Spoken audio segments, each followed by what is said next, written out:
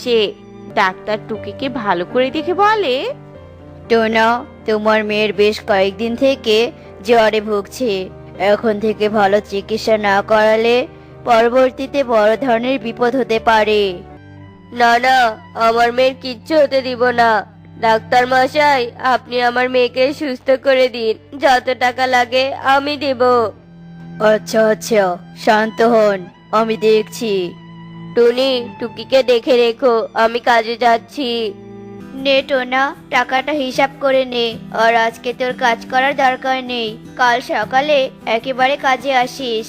আজকে খুশি মনে বাড়িতে গিয়ে নিজের কাজ কর।